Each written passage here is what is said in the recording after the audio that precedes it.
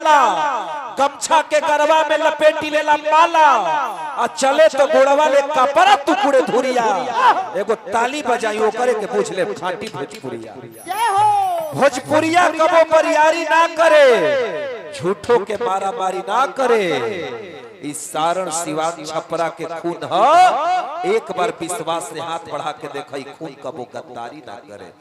हम चाहब कि दो ऐसे सितारे हमारे भोजपुरी के, एक पीला रंग है और एक देखिए ब्लैक ब्लैक तो है लेकिन काले रंग में जो मासूमियत, ये सितारे मुझे बता रहे हैं कि भोजपुरी में एक अलग कयानात आने वाला है।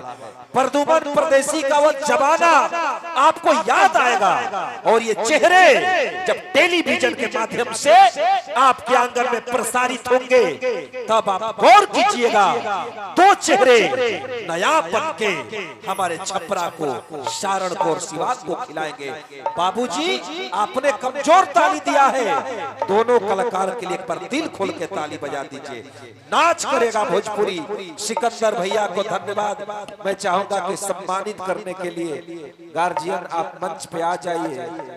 आदरणीय मुन्ना भैया, आदरणीय सुबोध भैया और हमारे गार्जियन मनोज भैया, मुन्ना भैया, सुबोध भैया, मैं तीनों गार्जियन से निवेदन करूंगा कि ऐसे फूल को सम्मानित करिए। और हमारे बीच प्रियंका जी इतनी अच्छी गा रही हैं, दिल जीत ली। और हमारे मृत्युंजय शर्मा भैया, सबको है उनका जोरे ना हो। पीके राठौर भैया है, ये सब हमारी फौज है और इसी फौज के दम पे हम लोग समंदर में पुल बांध देंगे। मुझे सच्चाई है, इतनी अच्छी फौज तैयार की है आपने कि हम लोग कहीं भी सेतु का निर्माण कर सकते हैं। और जब तक ये मंच देखिए, ये जितने बाबूजी लोग बैठे हैं ना, भक्त है महादेव के, मंच के ऊपर हम हैं, ये मंच के नीचे हैं। एक बात याद रखना, तराजू के जिस पलरे में वजन होता है वो पलरा नीचे होता है, जो हल्का होता है वो ऊपर होता है। सब लयदार गार्जियन हमारे बैठे हैं, मैं चाहूंगा कि सम्मानित किया जाए। तनी कुछ तू बोला मुहावा से, ऐसे गिटार सुने खातिर हमनी के बेखबर बने जा। प्रियंका जी, भजन का माहौल है, मैं वो भी बातें बोल सकता हूँ कि तेरे चले जाने के बाद तकिए से इस कदर लिपट के रोया, मेरे आंखों में लाली आ गई, तू चली गई तो क्या हुआ, वहां से तेरे कान की बाली आ गई। वो बातें होगी, उसका माहौल आएगा। जय हो गुरुदेव। एक धुन बजाइएगा ना भैया, थोड़ा सा एक प्यारा धुन बजा दीजिए।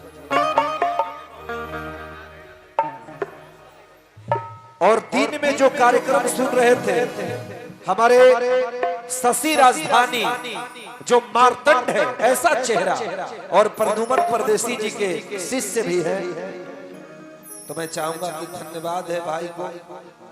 थोड़ा सा धुन बजाइए। अरे जियो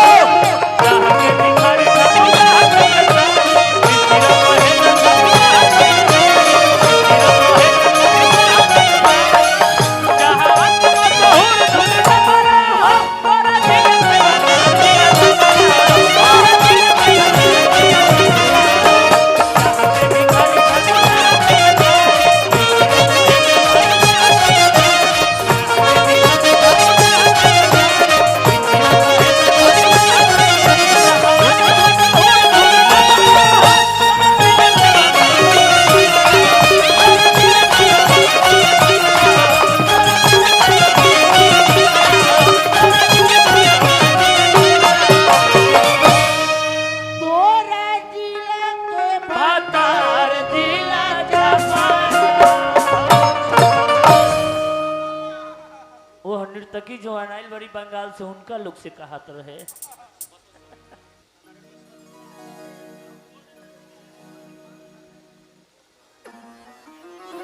अच्छा, एक बगल में गांव है बसंतपुर, बसंतपुर गांव है बगल में, तो बसंतपुर से चल के सब हमनी के श्रोता बड़े भाई लोग आइल भाई, तो जब श्रोता आपन आ जाले, आपन बड़ भाई आ जाले, तो जब तनिका कहाला ये है जो कोरा कागज पे हम एगो चांद बनौले बानी, कोरा कागज पे हम एगो चांद बनौले बानी, हम धरती के आसमान बनौले बानी, हम जानत तनिए राजा जी रौरा हमार हैं, यही से रौरा के अपन अरमान बनौले बानी। यह भाव हमन के दिल में चाहिए। सम्मानित करे के पहले प्रदुमन बाबू के, रोशन भैया के,